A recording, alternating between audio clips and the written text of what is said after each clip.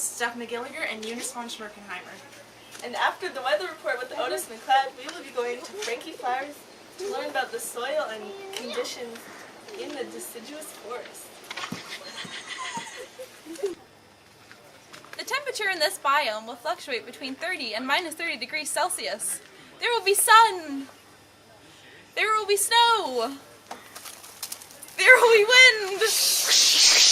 And there will be rain. Oh, hey all you flower fans. As you know, this area contains a lot of fertile soil. This fertility is caused by decaying leaves, twigs, and dead organisms. So when you're planting your petunias this year, remember all those animals and plants who died to make your flowers bloom so prettily. And now we'll go visit Steve Arwin, who's live on the scene of a food chain. Crikey, you lot gave it a good time. As you see, right now, and it is such a coincidence, but the creatures of the temperate deciduous forest are laid out in such a way as they would be in a food chain, coinciding with the pink lines that were previously drawn on this driveway.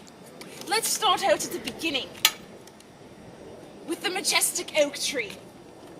From the oak tree comes all manner of life in the temperate deciduous forest, because herbivorous insects feed off the oak tree, and then the green woodpecker feeds off the insects. Also feeding off the oak tree are the squirrels, and the owls eat the squirrels. Yeah. Also, from the oak tree comes the fruit leaf litter. And in that litter lives earthworms who thrive off the decaying organic material. And from those earthworms live the badger and the mole. Also from the fruit leaf litter lives the long-tailed field mice, who are then fed off by the weasel and the owl.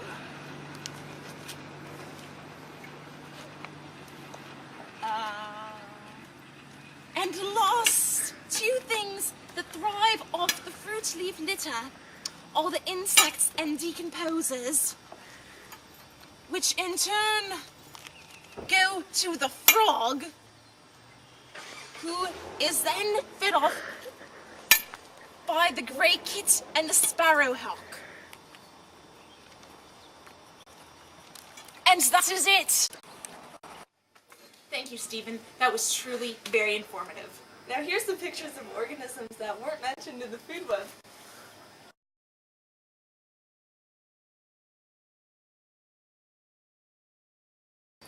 We will now take a quick break and hear from our sponsor.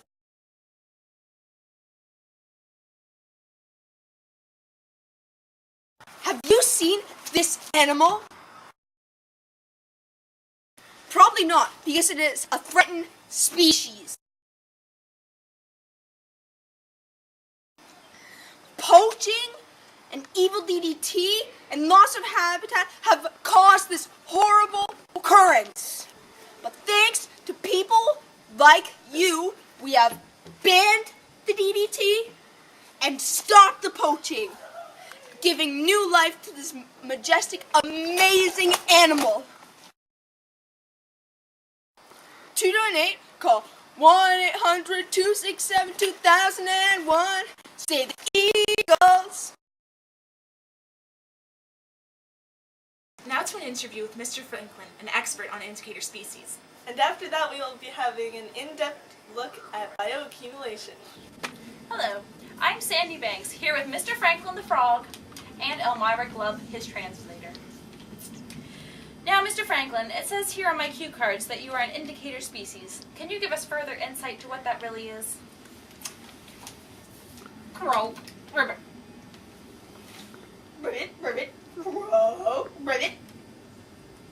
He says that he is an indicator species, which means that he helps biologists better understand the ecosystems and the problems facing them. Now I understand, Mr. Franklin, this is your niche in the ecosystem. Ribbit? He answers the question affirmatively. Now, a question for Elmira. How exactly did you learn to speak with frogs? I was raised by various small amphibians until the age of 12, where I joined the Navy. Well, I thank you for that. Now we go back to the newsroom with Duff and Lucas. And in breaking news, the invasive species that threaten not only our land, but our resources. Now we're going to go over to Tom, who is on the scene. Invasive species alert! The Formosa termite is invading Canada and the United States. This beetle is drawn to cold, damp, wooded areas and originally comes from Asia. Now, if we don't stop this beetle while we can, our environments will be destroyed and we'll be having the same problems as our good people in New Orleans. So stop this termite while we can and watch out! Oh! And I'm now here to talk to you viewers about an important topic, bioaccumulation. Earlier in the show, you learned about a common food web in the deciduous forest by Steve Arwin. Bioaccumulation starts in this web when the oak tree absorbs chemicals from the groundwater. The tree's leaves, now infected with the chemical, but in small amounts, fall to the ground. The earthworms then ingest this chemical through eating the leaves, but the amount of chemicals increases because the earthworm is eating so many leaves. Mass amounts of earthworms are then eaten by the badger, transferring lots of chemicals to the badger. Now that you have an example, you can see the problem. Humans are helping this problem by using environmentally friendly pesticides and limiting their chemical use. And that's bioaccumulation. That's our show tonight. Thanks for watching. We're your hosts, Duff Gallagher, and you just want to drink lime. That's all.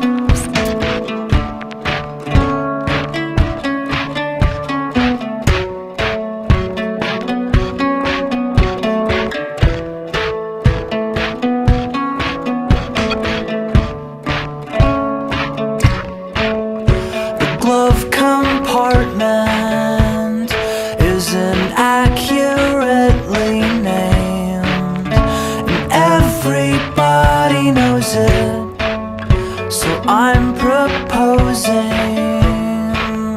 a swift, orderly change. 'Cause behind its door, there's nothing to keep my fingers warm, and all I find are souvenirs from better times before the gleam of your taillights fading leaves to find yourself a better life.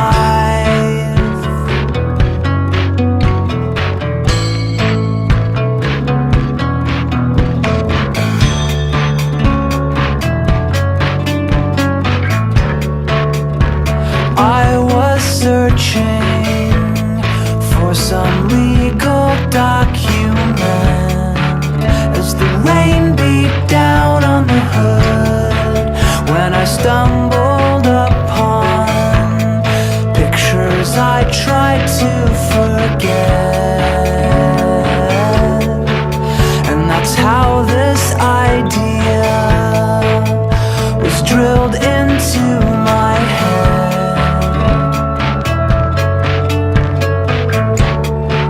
'Cause it's too important